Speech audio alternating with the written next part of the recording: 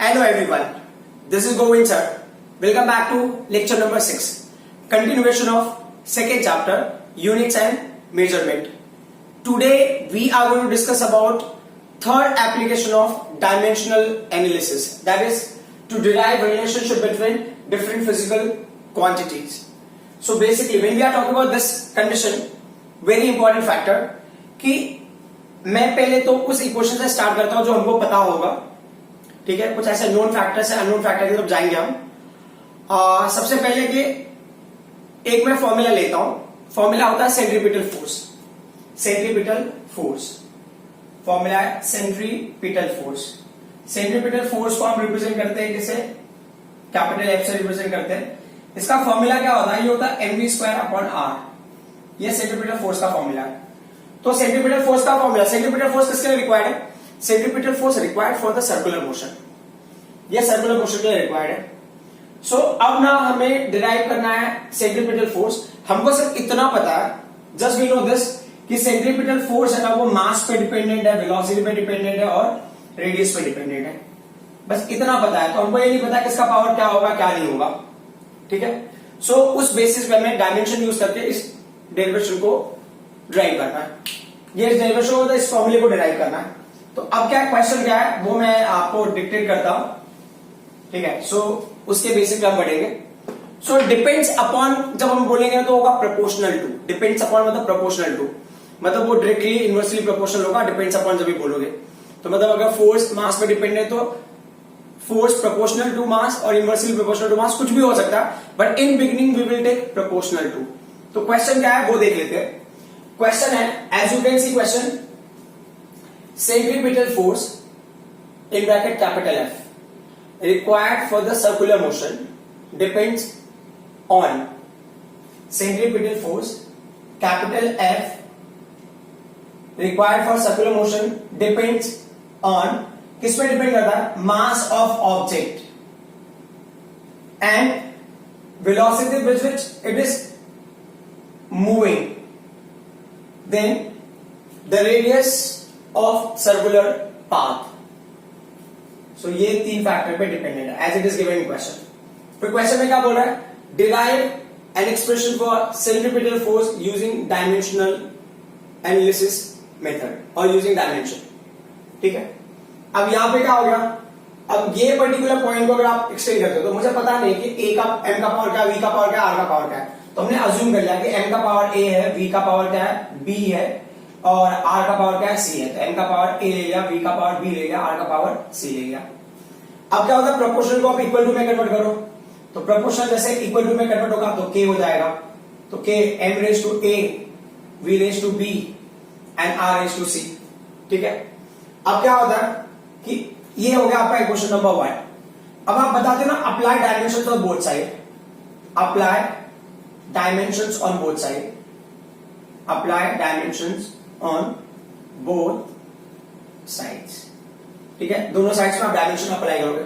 तो dimension apply करोगे तो क्या होगा, ये होगा dimension of force is equal to, चलो ठीक है मैं लिख देता हूं, डायमेंशन ऑफ के, और यहां पे होगा डायमेंशन ऑफ एम, जो पावर बाहर ले लो बेहतर होगा, dimension of v raise to b, क्योंकि हमें ना डायमेंशन एम का इजीली पता होगा, पावर को हम बाद में अंदर ले लेंगे। तो dimension of r raise to क्या हो गया, सी हो गया, ठीक है।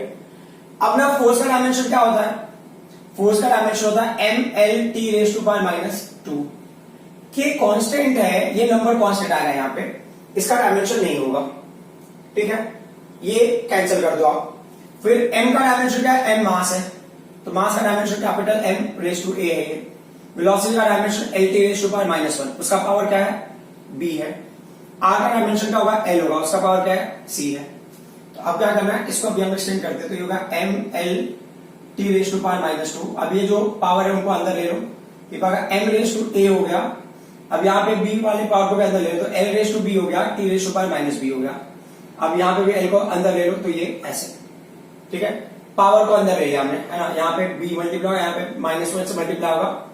अब क्या करना है, जितने ये लेफ्ट हैंड साइड में तो M L T raise to power -2 है ये हमारे पास, तो इसमें सारी क्वांटिटीज को एक बॉक्स में ले लो, एक का डायमेंशन में। तो यहां पे सिर्फ m वन टाइम है, तो m रेज टू a हो गया। l यहां पे भी है और यहां पे भी है, तो उनका पावर क्या है, l का पावर b है, उस l का पावर क्या है, c है। एंड टी का पावर क्या है माइनस बी है। Got it? सो अब क्या होता है कि इसको आपको देना है तो इक्वेशन नंबर 2 दे दो, फिर बोल देना compare powers of M L T, compare powers of इसका powers M L and T. ठीक है, अब कंपेयर करो तो कंपेयर करो तो एम का पावर 1 है, यहाँ पे एम का पावर ए है, यहाँ पे एल का पावर 1 है, यहाँ पे एल का पावर बी प्लस सी है, यहाँ पे टी का पावर -2 है, वहां पे टी का पावर माइनस बी है। तो देखते हैं कि क्या कंडीशन होता है हमारे पास। सो अब उस हिसाब से m का पावर पहले मैंने कंपेयर किया, तो m का पावर यहां पे क्या है a है एंड दैट साइड 1 होगा। ठीक है, ऐसे साइड बाय साइड लिख लो। l का पावर क्या है b प्लस सी है। ठीक है, वहां पे l का पावर क्या है 1 है, यहाँ पे t का पावर क्या है माइनस b है, और वहां पे t का पावर क्या है -2 है। तो पहले देखो ये a ऑलरेडी सिंप्लीफाइड है, इसको सिंप्लीफाई करके क्या मिलेगा आपको b = 2 मिलेगा, तो a का वैल्यू भी मिलेगा, b का वैल्यू भी मिलेगा, और हमें क्या लेना है c का वैल्यू ऑब्टेन करना है। c की वैल्यू में क्या करोगे, यहां पुट कर दो b का वैल्यू, तो ये 2, देयरफॉर 2 + c = 1, देयरफॉर c = क्या होगा 1 - 2 क्या होगा, ये -1 हो जाएगा। ठीक है, तो हमको c का वैल्यू भी मिलेगा। करेक्ट। सो अब क्या करना है, इन वैल्यूज को पुट करना है इक्वेशन 1 में। तो अब यहां मेंशन करो put a = 1, b = 2 and c = -1 in equation number 1। तो क्या होगा, f की वैल्यू f होगी, k का वैल्यू k होगा, m का पावर क्या है a है ना, तो ये 1 हो गया, v का पावर क्या है b है, दैट इज 2, एंड r का पावर क्या है c है, दैट इज -1।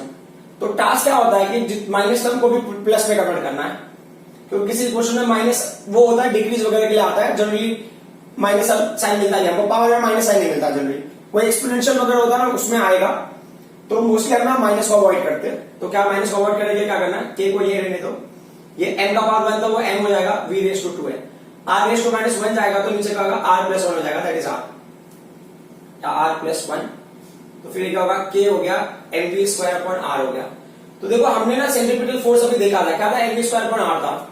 तो अगर आपको पता है k का वैल्यू तो ठीक है, नहीं पता है तो फिर आपके पास ऑप्शन नहीं है, तो आप यहीं पे इक्वेशन को छोड़ सकते हो, अदरवाइज यू राइट कि k का वैल्यू 1 होगा। बट ये कैसे होगा, बाय एक्सपेरिमेंट, इसका कोई ऐसा पर्टिकुलर आपके पास रीजन नहीं है।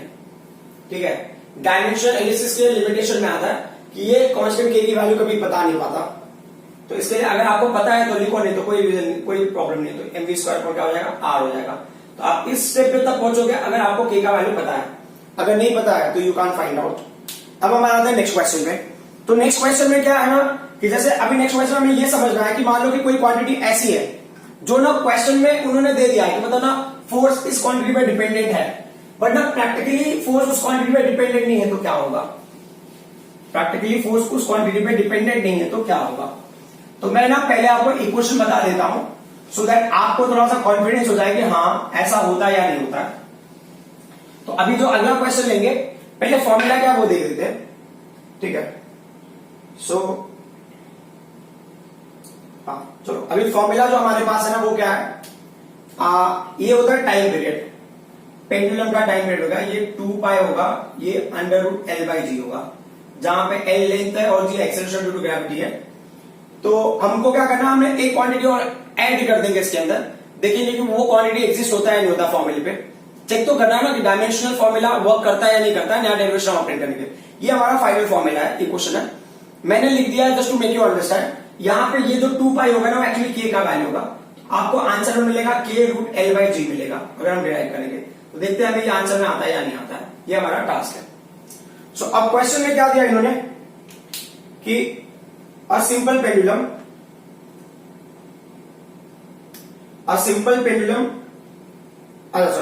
the time period of a simple pendulum depends on time period of simple pendulum depends on, तो time period और simple pendulum depends on the proportional area, depends on what, depends on the mass, depends on mass small m of the bob, depends on mass small m of the bob, and the second one length L of the pendulum, depends on the length L of the pendulum, length पे depend करता है, and the next one acceleration due to gravity that is small g पे depend करता है।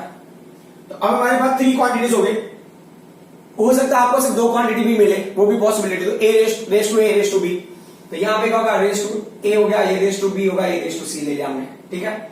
अब proportional को equal to में convert करोगे तो क्या होगा, k M raise to a, L raise to B और जी रेस टू सी। अब ये इक्वेशन नंबर 1 ले लिया आपने, तो वही same condition apply dimension of both side. तो क्या होगा, dimension of time period is equal to dimension of K, dimension of m power a, dimension of l power b and dimension of g power क्या हो गया c, ठीक है। अब देख लेते हैं, टाइम पीरियड है ये, टाइम पीरियड का डायमेंशन होता है कैपिटल टी, टाइम पीरियड का डायमेंशन कैपिटल टी। लेकिन यहां पे एक छोटा सा ट्विस्ट क्या है कि आपको पता होगा ना, हम इसको दूसरे फॉर्मेट में भी लिख सकते हैं ना, m raise to 0, l raise to 0 and this is t। क्यों ऐसा लिख रहे हैं हम, क्योंकि हमको बाद में पावर कंपेयर भी तो करना है।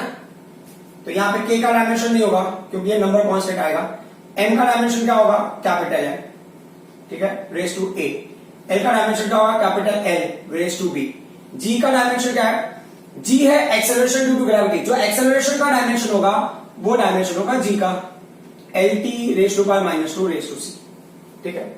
अब क्या करना है, लेफ्ट हैंड साइड की वैल्यू वैसे रहेगी, m raise to 0, l raise to 0, t is equal to, यहां पे क्या होगा, पावर को आपने अंदर ले लिया, m रेस टू a हो गया, यहां पे l रेस टू b हो गया and this place c will get inside, l raise to c, t raise to power -2c, ठीक है।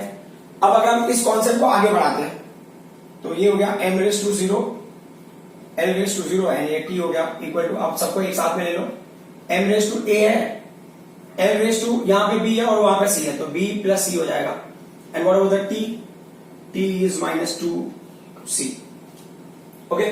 अब वापस है ना कंपेयर पावर्स, ठीक है, ये क्वेश्चन नंबर 2 हो गया, वो स्टेटमेंट कंपेयर पावर्स। सो पावर्स को कंपेयर करोगे तो क्या होगा, सो m का पावर क्या है, a है, वहां पे m का पावर क्या है, 0 है, तो a इज इक्वल टू क्या हो गया, 0 हो गया। l का पावर क्या है, b प्लस c है, वहां पे l का पावर क्या है, 0 है, तो b plus c is equal to 0 हो गया। नेक्स्ट क्या हो गया, t का पावर क्या है, -2c, ठीक है, और वहां पे t का पावर क्या है, 1 होगा, तो c का पावर क्या हो जाएगा, c का वैल्यू होगा -1/2, ठीक है, और a का वैल्यू ऑलरेडी 0 है। b के लिए क्या करना है, ये b हो गया -1/2 इक्वल टू 0, तो b का वैल्यू क्या हो जाएगा 1/2, तो b का वैल्यू भी मिल गया हमको। Now we are going to put these values, so आप लिखोगे यहां पे ना, put a is equal to 0, b is equal to 1/2, ठीक है, and c is equal to -1/2। कहां पे पुट कर रहे हैं, इन इक्वेशन नंबर 1। तो क्या फर्क पड़ता है देख लेते हैं। तो इक्वेशन 1 में t का वैल्यू t है, k का वैल्यू k रहेगा, कांस्टेंट कोई नंबर कांस्टेंट आएगा, ये m रेस टू a का वैल्यू क्या है, 0 हो गया, ठीक है, किसी का पावर 0 मतलब वो 1 हो गया, है ना, जैसे मैं बता था ना, x रेस टू 0 का मतलब 1 हो गया, या कोई भी नंबर रेस टू 0 मतलब 1 हो गया, कोई भी डायमेंशन रेस टू 0 मतलब 1 हो गया, ठीक है। सो m रेस टू 0 हो गया, l का वैल्यू क्या होगा, l, b का वैल्यू रेस टू 1/2 और लास्ट वैल्यू क्या, g, वो क्या रेस टू -1/2। तो ये माइनस वाले वैल्यू को प्लस होना चाहिए, ये k हो गया, m रेस टू 0 वो 1 में कन्वर्ट हो जाएगा, तो l रेस टू 1/2, ठीक है, g रेस टू 1/2, k रहेगा। रेस टू 1/2 का मतलब क्या होता है कि रूट x को हम ना x रेस टू 1/2 के फॉर्म में लिखते हैं, तो x रेस टू 1/2 को क्या लिख सकते हैं, रूट x लिख सकते हैं हम, तो ये बन जाएगा root l upon root g, got it. So finally क्या हो जाएगा, k और इन 1 ब्रैकेट रूट l/g। मान लो कि अगर आपको k की वैल्यू पता है, k की वैल्यू है 2π, कैसे पता होगा हमको ये, बाय एक्सपेरिमेंट। अगर बाय एक्सपेरिमेंट आपको ये पता चल जाता है या एक्सपेरिमेंटल वैल्यू है, तो क्या हो जाएगा, t का value, t will be 2π√L/g। ये वही फॉर्मूला है, हमने जानबूझकर मास को उसमें पुट किया, लेकिन हम क्या देख रहे हैं कि मास को पुट करने के बाद भी वो मास को क्या कर दे रहा है, इग्नोर कर दे रहा है। तो इसका मतलब डायमेंशनल मेथड एक काफी हद तक रिलायबल मेथड है, with the help of which we can derive a relation between given physical quantities. But एक कंडीशन वही होता है कि आपको फिजिकल क्वांटिटीज लेनी प्रॉपरली है ना, कोई फिजिकल क्वांटिटी कम होगा तो आपका इक्वेशन नया हो जाएगा, that will be wrong, correct. अब हम आ जाते हैं अगले क्वेश्चन पे। सो जो अगला क्वेश्चन है ना, ये क्वेश्चन इंपॉर्टेंट हो जाता है ऑलमोस्ट इसके यू कैन से ना लॉजिकल ये सेंस की वजह से, लॉजिकल सेंस में क्या है, ये हमने लास्ट, इसका जो कॉन्सेप्ट है ना, ये हमने लास्ट क्लास में डिस्कस किया था, लास्ट क्लास में। तो जहां है टेंशन, टेंशन का डायमेंशन क्या होता है, टू चेक द करेक्टनेस वाले में, टू चेक द करेक्टनेस वाले में हमने इसको यूज किया है। तो लॉजिकल सेंस क्या है कि आपको टेंशन पता होना चाहिए, टेंशन का डायमेंशन क्या है। तो tension is nothing but the force. और जो मैंने दूसरा बताया था लीनियर मास डेंसिटी, जिसको ना हो सकता है क्वेश्चन में रिप्रेजेंट करे स्मॉल एम से, बट वो स्मॉल एम नहीं होता, ठीक है। तो यही मेन लॉजिकल सेंस है, बाकी कुछ ऐसा खास तो नहीं है। तो एक है क्वांटिटी होगा टेंशन, जिसका डायमेंशन है जिसका डायमेंशन फोर्स के डायमेंशन के सिमिलर होगा या इक्वल होगा, सिमिलर का इक्वल होगा, M L T raise to power minus 2।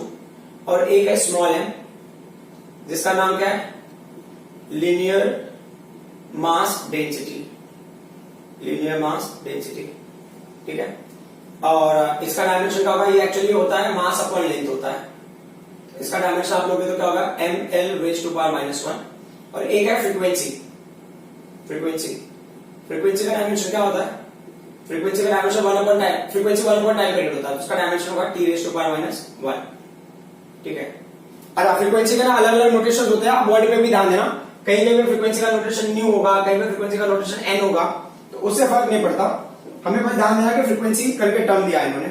और इन्होंने नोटेशन क्या दिया, वो जो इसमें दिया मैं उस हिसाब से ले लूंगा।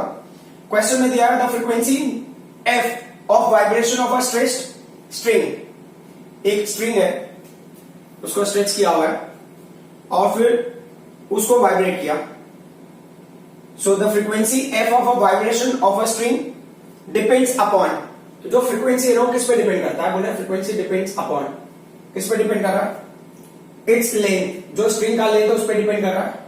Then its mass per unit length small m, mass per unit length, देखो मास per unit length small M, तो ये तो स्टेटमेंट में बोला है, और ऐसे या उसमें वर्ड यूज कर सकता है लीनियर मास डेंसिटी, दोनों चलेगा। और नेक्स्ट क्या होगा, tension T in this string, tension T पे डिपेंड करता है, तो ये टेंशन है, ध्यान देना। ये raise to A, raise to B और ये रेज टू सी हो गया। अब क्या करना है, अब इस कंडीशन को हम कंटिन्यू करते हैं the way we have solved the remaining one. So ये फ्रीक्वेंसी हो गया, तो इसका मतलब क्या होगा, फ्रीक्वेंसी इज इक्वल टू आपको कांस्टेंट के मिला, L raise to A, M raise to B and T raise to C, ठीक है। अब क्या करना है, ये आपका इक्वेशन नंबर 1 हो गया, fine, this is what equation number 1। तो आपको क्या करना है, apply dimensions on both side, okay. So dimension of frequency is equal to dimension of k, then dimension of L, dimension of k, dimension of L raised to a, then dimension of m raised to b, then dimension of capital T raised to c, ठीक है। सो अब क्या हो गया, यहाँ पे frequency का dimension क्या है, t raised to power minus 1 है, I have written there, but आपको इसमें m l को भी इंट्रोड्यूस करना है, t raised to power minus 1, correct, is equal to k का डायमेंशन नहीं होगा because it's a number constant, तो अब L का डायमेंशन क्या होगा, ये कैपिटल L होगा रेज टू A। यहां पे लोग मिस्टेक करते हैं, ये पर्टिकुलर पॉइंट पे ध्यान देना। क्वेश्चन में लिखा है it's a mass per unit length, तो मास अपॉन लेंथ, तो इसका डायमेंशन क्या होगा, m l raise to power minus 1 raise to b।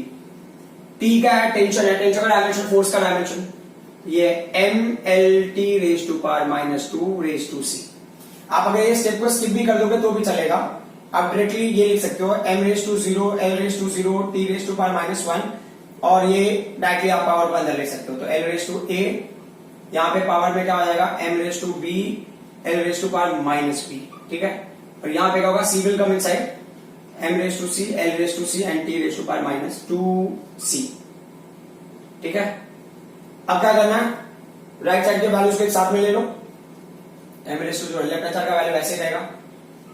अब क्या होगा, ब्रैकेट क्लोज्ड, m की कितनी वैल्यूज है, ये दो m की वैल्यूज है, इस m का पावर क्या b है, उसका क्या c है, b प्लस c, और ये l का वैल्यू क्या है, इस l का पावर a है, और दूसरे l का पावर क्या है, माइनस b है, फिर थर्ड l का पावर c है, तो 3l है ना, यहाँ these three places, and what about the t बेचारा अकेला ही है, माइनस 2c।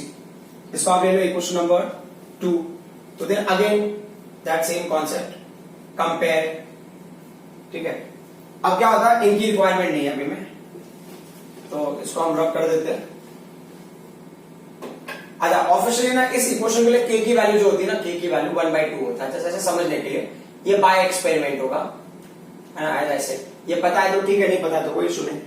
अब कंपेयर करेंगे तो m का पावर क्या, b प्लस सी है, तो b प्लस सी, वहां पे m का पावर क्या है, 0 है। दूसरा l का पावर क्या है, a माइनस बी प्लस सी, और वहां पे l का पावर क्या है, 0 है उस साइड। यहां पे t का पावर क्या है, -2c है, बट वहां पे c का t का पावर क्या है, -1, तो ये माइनस माइनस कैंसिल हो जाएगा, तो क्या होगा 2c = 1, तो c का वैल्यू क्या हो जाएगा, पॉजिटिव होगा, +1/2 c का वैल्यू।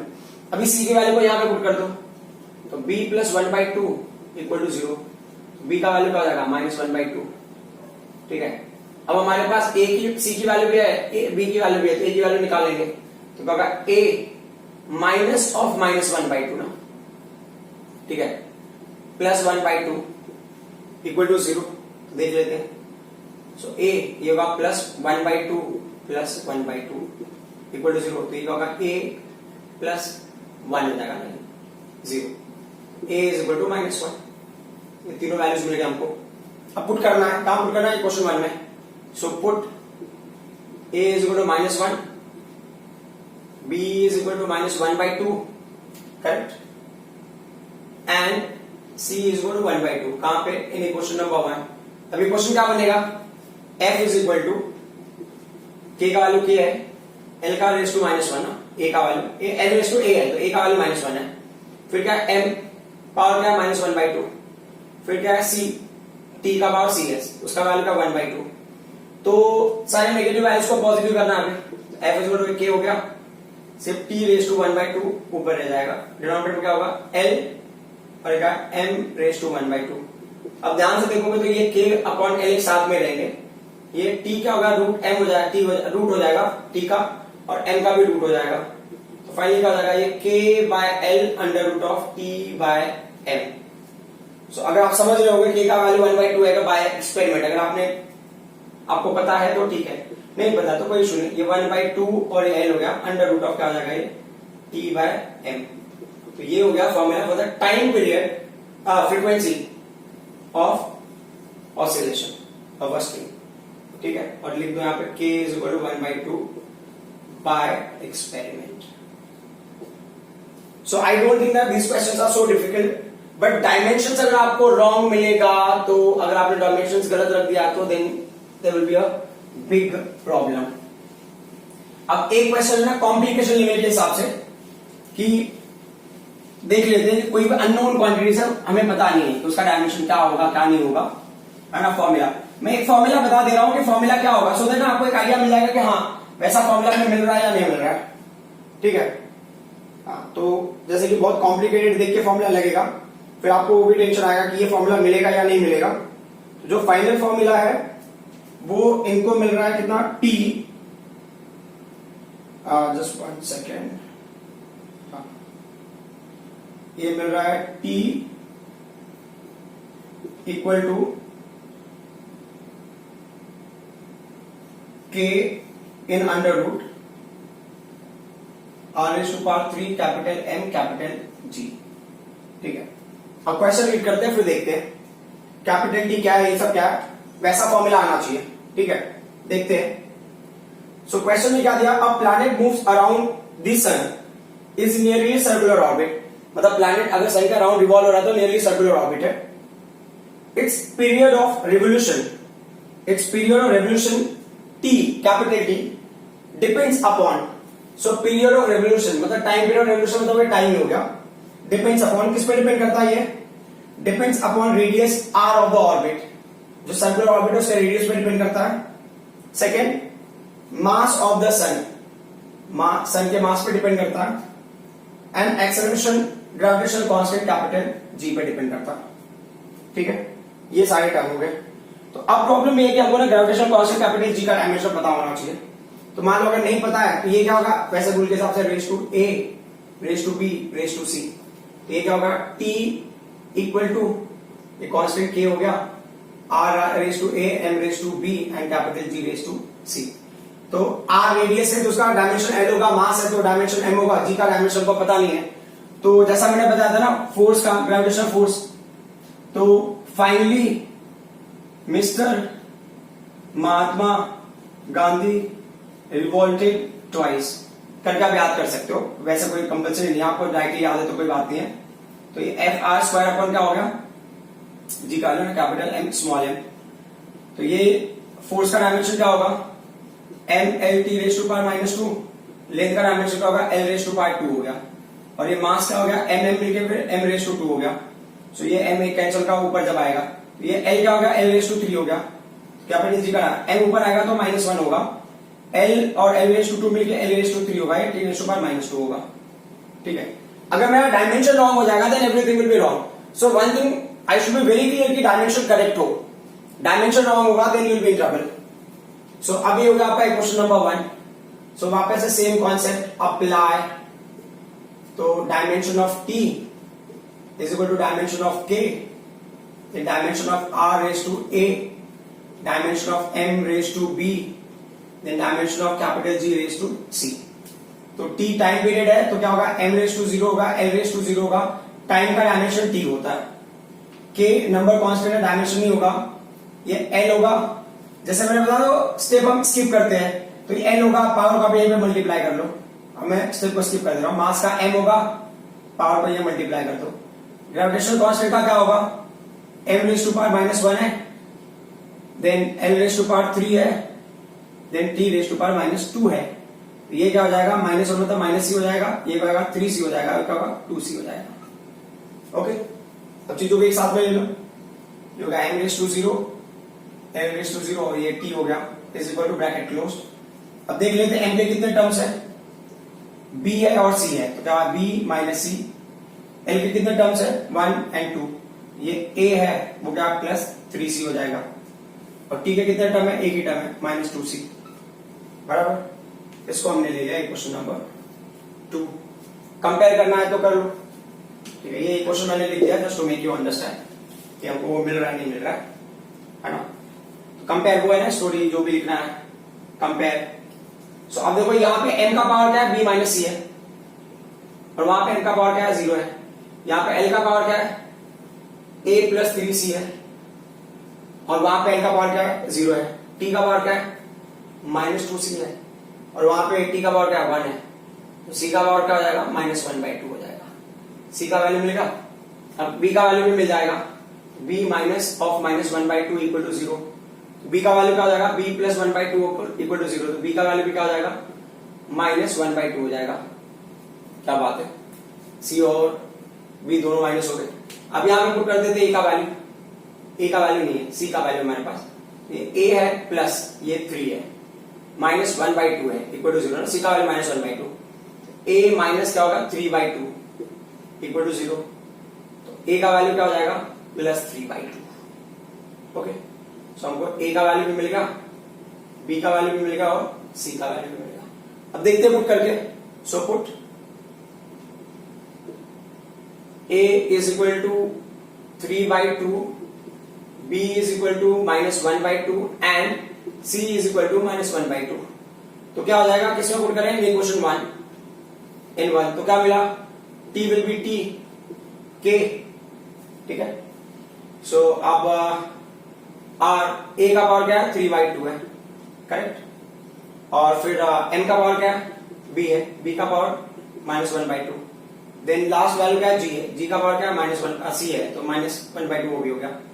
तो क्या सबको पॉजिटिव ले लो, तो t ये k हो गया, क्या होगा r रेस टू पावर 3/2, ये ऑलरेडी पावर इसका पॉजिटिव है, m का पावर पॉजिटिव करोगे तो 1/2 और g का पावर पॉजिटिव करोगे नीचे आके क्या होगा g रेस टू 1/2, तो ये k को हमने k लेने दिया, ठीक है। अब ये क्या कह रहे हैं कि ये एक्चुअल में ना r रेस टू 3 और उसका 1/2 है, ये जैसे ना आगे x रेस टू 3/2 लिखा है, इसका मतलब क्या होगा x रेस टू 3 और उसका रेस टू 1/2 होगा। तो वैसे r रेस टू 3/2 का मतलब क्या होगा, ये r क्यूब का 1/2 है।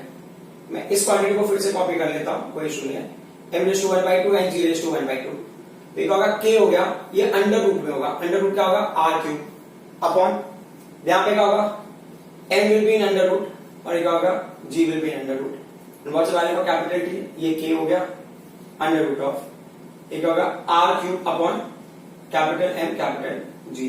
तो के का अगर वैल्यूज होगा तो ठीक है, यहाँ पे के का जो है 4 स्क्वायर करके आपको कुछ ऐसा टर्म मिलेगा capital G M N all, तो उतना टेंशन लेने की जरूरत नहीं है, ठीक है। सो ये वैल्यू का आप रब कर दो, देखो वही डायमेंशन मिला ना, वही formula. So I hope you people understood what I explain up till now. So ये बहुत सिंपल सा टर्म है। तो अब तक हमने डिस्कस किया है application of dimensional analysis, first method किया, सेकंड मेथड किया, फिर ये थर्ड था। सो एप्लीकेशन डन हो गया। Next time we will start new topic. Thank you very much.